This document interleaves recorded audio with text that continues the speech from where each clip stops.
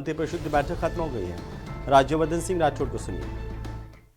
और 2000 से ज्यादा जो हमारे युवाओं को रोजगार देगा उनको एक खास तौर से अलग सब्सिडी दी जाएगी। इस तरह से देश के अंदर प्रधानमंत्री मोदी जी का जो विजन है उस दिशा में चलते हुए कि 2047 तक विकसित राष्ट्र बने और हमारे नौजवानों को काम करने के लिए सबको कोई ना कोई स्थान मिले।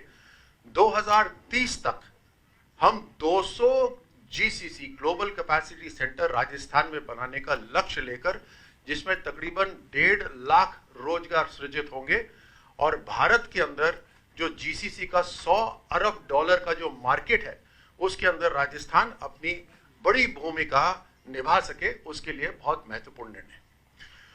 दूसरा निर्णय ये भी राजस्थान के प्रवासी राजस्थानियों के लिए बहुत महत्वपूर्ण है। मुख्यमंत्री जी के नेतृत्व में जो बैठक हुई उसमें आज डिपार्टमेंट, एक नया विभाग बनाया गया राजस्थान के अंदर, department of domestic and overseas Rajasthani affairs, राष्ट्रीय एवं अंतर्राष्ट्रीय प्रवासी राजस्थानी कार्य विभाग। अब प्रवासी राजस्थानी चाहे दूसरे राज्यों में रहते हो या दूसरे देश में रहते हो, उनका ऑफिशियली राजस्थान के साथ एक कनेक्शन हो जाएगा, एक सिंगल प्लेटफॉर्म बन जाएगा जिसमें उनकी समस्या या सामाजिक रूप से, आर्थिक रूप से और उद्योग से संबंधित जो भी उनकी शंका होगी या भाव होगा, मन होगा, उसको आगे बढ़ाने का एक मंच हो जाएगा। ये हमारे जो आर्टिस्ट हैं राजस्थान के, उनको भी इसी माध्यम से अब ग्लोबल मंच मिलेगा, क्योंकि प्रवासी राजस्थानी हर देश के अंदर है।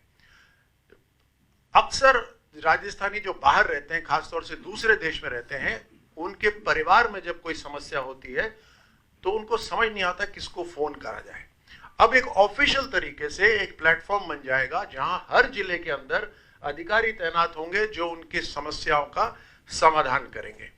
उसी के साथ साथ हमारे इंडस्ट्री के अंदर उद्योग हुआ, सर्विसेज हुई, इन सब के अंदर अगर वो अपना पूंजी निवेश करना चाहेंगे तो उनके लिए ब्यूरो ऑफ इन्वेस्टमेंट प्रमोशन जो उद्योग में है वो तो है ही, बट उसके साथ साथ ये जो मंच होगा, ये जो प्लेटफॉर्म होगा, ये अलग से डिपार्टमेंट होगा, ये पूरी तरह से उनकी काम को आगे बढ़ाने के लिए काम करेगा। तो आज दो महत्वपूर्ण फैसले, लेकिन एक ही विजन, वो है हमारे युवाओं को टेक्नोलॉजी से जोड़ना, हमारे प्रवासी राजस्थानियों को राजस्थान से जोड़ना और राजस्थान की एक ग्लोबल इमेज बनाना, चाहे वो जीसीसी से बने या हमारे प्रवासी राजस्थानियों के माध्यम से बने।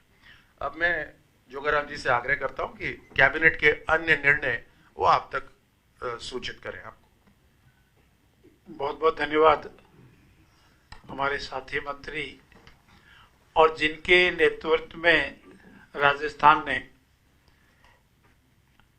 एक बहुत बड़ा उद्योग क्षेत्र में परिवर्तन और खेल के क्षेत्र में अचीवमेंट प्राप्त किया है। ऐसे ही हमारे डिप्टी सीएम साहब आदरणीय प्रेम सिंह जी बैरवा साहब ने भी आपके समक्ष रखा। एक विषय जो हमारे लिए सबसे जरूरी है कि हम प्रदेश में अक्षय ऊर्जा में देश में सर्वश्रेष्ठ बनने की ओर अग्रसर है, और इसमें सबसे उपयुक्त वातावरण, स्थान और परिस्थिति हमारे पास उपलब्ध है वो राजस्थान में सौर ऊर्जा में। हम निरंतर सौर ऊर्जा में जो भी प्रतिष्ठान आ रहे हैं, लैंड अलॉटमेंट में उनकी पूरी सुविधा दे रही हैं और उनसे अपेक्षा कर रहे हैं कि वो निर्धारित अवधि के अंदर अपना प्रतिष्ठान स्थापित करें और अपना बिजली उत्पादन प्रारंभ करें। और इसके लिए आज दो कंपनियों को, एक तो कणीसर है पूगल तहसील में, उसमें 161.45 हेक्टेयर भूमि, और एक रावत भाटा की तहसील में खरनाई गांव है, उसमें 356.25 हेक्टेयर भूमि के आवंटन की परमिशन दी है, जो हमारी शर्तों पर है। भूमि आवंटन निर्धारित अवधि में कार्य प्रारंभ करें, लीज है, पेड़ कटाई का विषय है, इन सब के आधार पर। और एक हमारा बिजली उत्पादन जो हो रहा है उसका पावर ग्रिड स्टेशन बनना भी जरूरी है, अन्यथा हमारे पास उसको कैपेसिटी कैसे होगी। और उसके लिए बाड़मेर में ट्रांसमिशन लिमिटेड को 356 केवी सब स्टेशन की स्थापना के लिए बाड़मेर जिले में खोकर एक ग्राम है, खोकर ग्राम में 70 हेक्टेयर भूमि ये पावर ग्रिड सब स्टेशन बनाने के लिए अलॉटमेंट की स्वीकृति आज हमारी कैबिनेट ने दी है। इन निर्णयों से सौर ऊर्जा उत्पादन में क्षमता में वृद्धि होगी, राज्य में अक्षय ऊर्जा के उत्पादित विद्युत ट्रांसमिशन का नेटवर्क विकसित होगा और साथ ही साथ आम जन को सुगम बिजली उत्पादित की जाए, किसानों को दिन में बिजली दी जाए, उद्योगों को आवश्यकता अनुसार बिजली दी जाए, डोमेस्टिक जितने बिजली की आवश्यकता है निरंतर बिना व्यवधान के 24 घंटे मिले, इसी और राजस्थान आगे बढ़ रहा है। मैं धन्यवाद दूंगा यशस्वी मुख्यमंत्री जी को कि उन्होंने जिस मिशन को हाथ में लिया था उसको हम ठेठ अंतिम चरण तक ले आए हैं। आप सबका भी बहुत बहुत धन्यवाद है। आप सब इस प्रेस वार्ता में पधारे उसके लिए आपका बहुत बहुत धन्यवाद। और हम सब बंधुओं का कोई प्रश्न हो, हम सब आज 2 अमावस्या, आदि कल हुई आदि आप हुई, इसके लिए भी आपको बहुत बहुत बधाई। आने वाली सर्दी है धीरे धीरे बंद होकर के जयपुर से होती हुई राजस्थान में फैल रही, उसके लिए भी आपका धन्यवाद। सवाल मेरा ये है, प्रवासी संबंधित सवाल हो गई। हाँ सवाल मैं पूछ रहा हूँ। सवाल ये है कि अभी आप लोगों ने मीटिंग में लिए कि 2028 में ही आप लोग की सरकार की सत्ता की सरकार जा रही है और 2030 तक की रोजगार देने की बात कर रहे हैं, तो कौन से निर्णय लेके आप लोग 2000 के सपने 2030 तक के दिखा रहे हैं? ये तो बड़ी सूझबूझ वाली बात है कि हम आगे तक का सोच के आगे चलें, ये तो आकलन है। तो मुझे लगता है कि इससे ज्यादा इस पे बोलने की जरूरत नहीं है। सर, राजस्थानी फाउंडेशन भी क्या नए विभाग के तहत काम करेगा या अलग से करता रहेगा राजस्थान फाउंडेशन?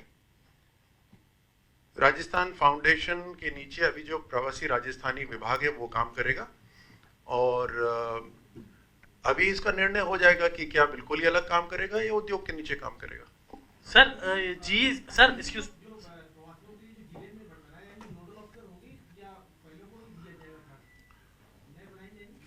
इसके और डिटेल में निर्णय आ जाएंगे, लेकिन निश्चित रूप से वहां पर अधिकृत अधिकारी होंगे जिनकी जिम्मेदारी ही यही होगी। सर जीसीसी का जो आप बता रहे थे, जीसीसी, हाँ जीसीसी में, तो इसमें कैसी कंपनी आएगी, कितना रोजगार मिलेगा राजस्थान के युवाओं को? क्योंकि बहुत सारे रोजगार की प्रॉब्लम है राजस्थान में कई दूरगामी क्षेत्रों में।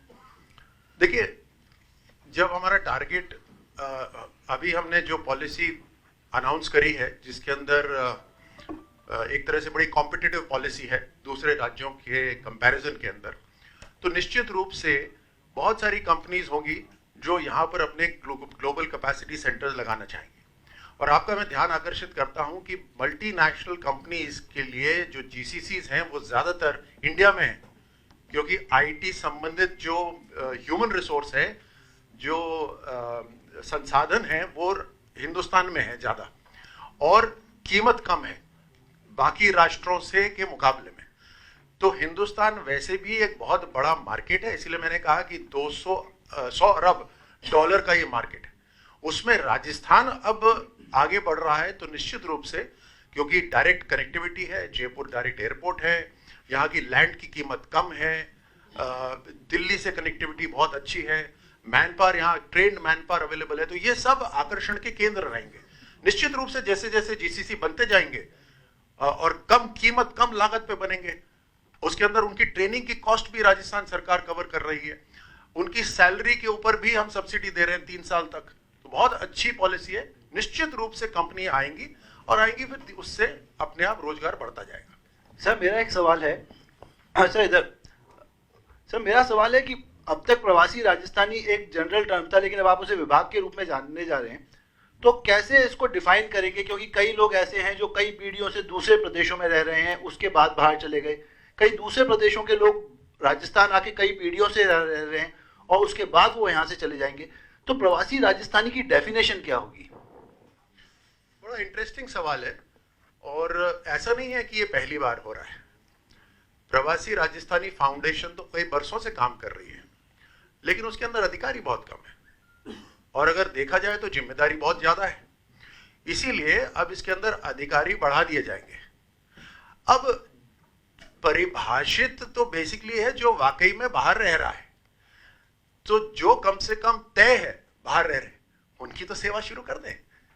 जिनके ऊपर विवाद होगा वो अपन दोनों अलग से बैठ के और चर्चा कर लेंगे। धन्यवाद सभी का। जलपान के लिए सभी जलपान के लिए हम